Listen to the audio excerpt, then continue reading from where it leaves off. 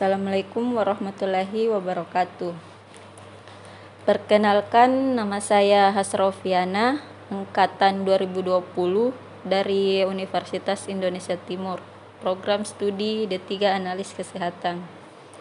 Pada kesempatan kali ini, saya akan menjelaskan sedikit materi atau pengetahuan yang berkaitan dengan bakteri yang terdapat pada penyakit TBC. Pada tahun 2008, arkeolog menemukan 2 kerangka manusia yang berumur 9.000 tahun. Tidak ada cara pasti untuk mengetahui hal yang membunuh orang zaman purba itu. Namun, kita tahu bahwa tulangnya terinfeksi oleh bakteri yang sangat dikenal. Orang Yunani kuno menyebutnya dengan phthisis, dan Inggris disebut dengan tuberkulosis. Hari ini, tuberkulosis atau TB masih menjadi salah satu penyakit infeksius terbesar di dunia. Malaria atau HIV dan AIDS. Namun, dalam penyakit TBC terdapat bakteri di dalamnya, yaitu bakteri Mycobacterium tuberculosis.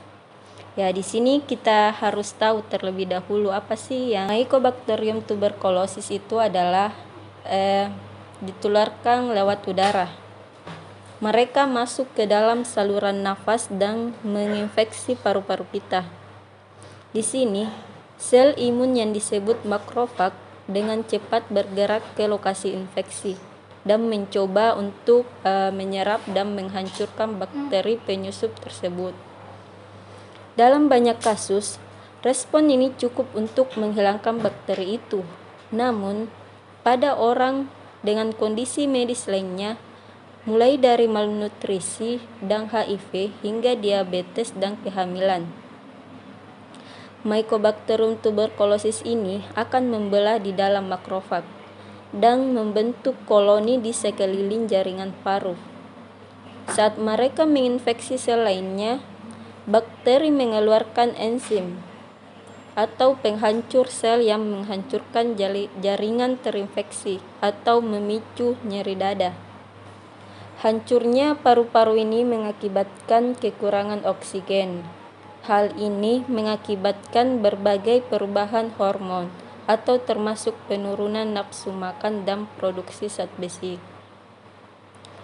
Dari sini, bakteri dapat menyebar ke sistem tulang dan menyebabkan nyeri punggung dan sulit untuk bergerak.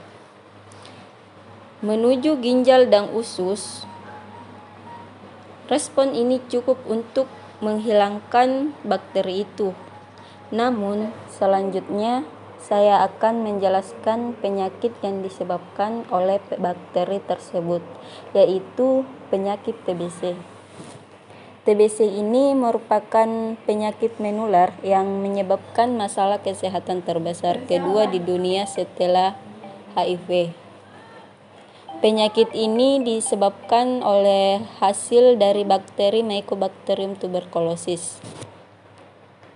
Tuberkulosis sendiri dapat menyerang bagian tubuh manapun, tetapi yang tersering dan paling umum adalah infeksi tuberkulosis pada paru-paru.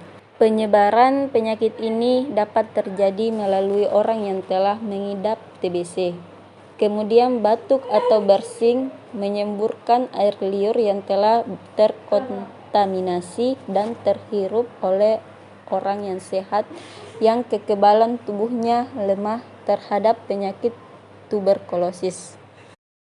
Walaupun biasanya menyerang paru-paru, tetapi penyakit ini dapat memberi dampak juga pada tubuh lainnya, seperti sistem saraf pusat, jantung, kelenjar getah bening, dan lainnya.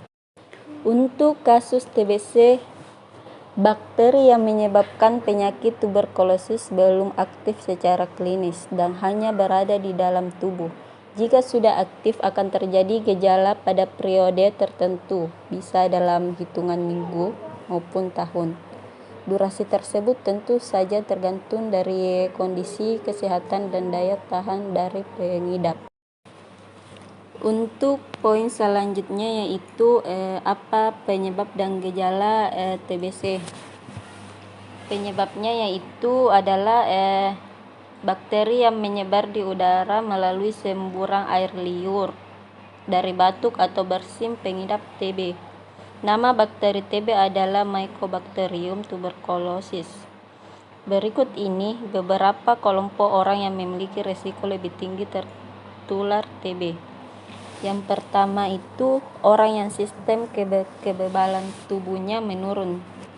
Contohnya pengidap diabetes, orang yang menjalani rangkaian kemoterapi, atau pengidap HIV atau AIDS.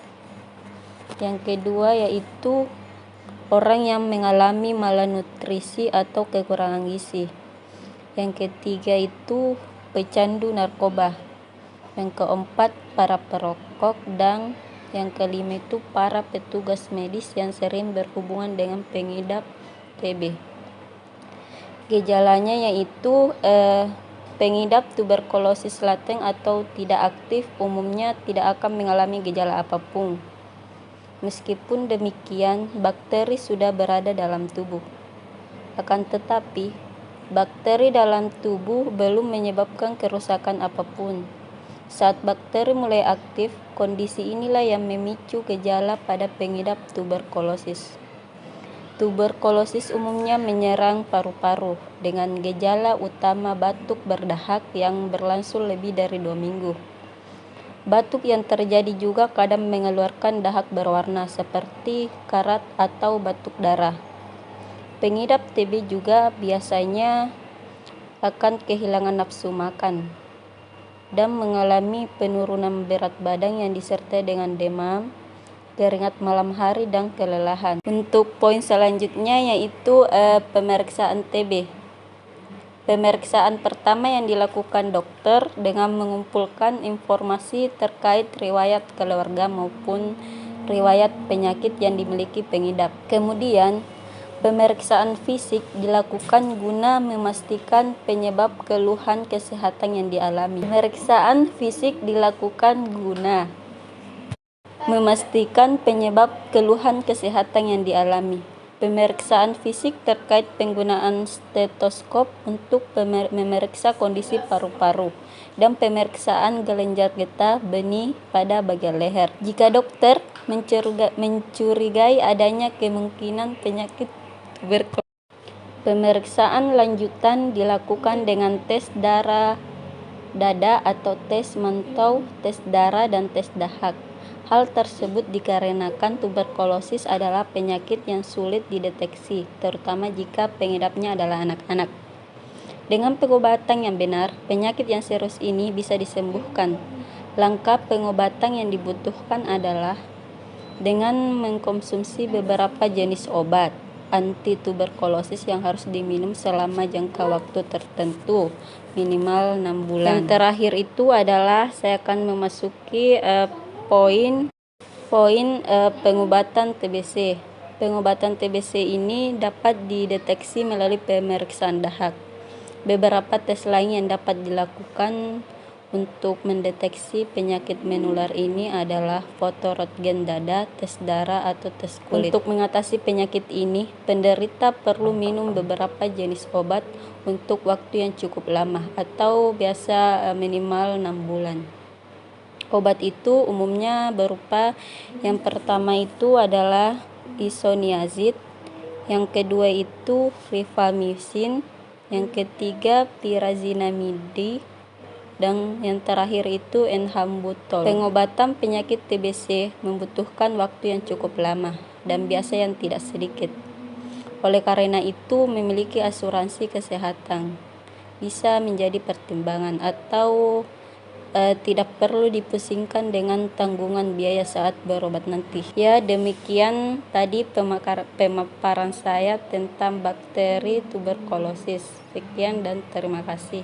Assalamualaikum warahmatullahi wabarakatuh.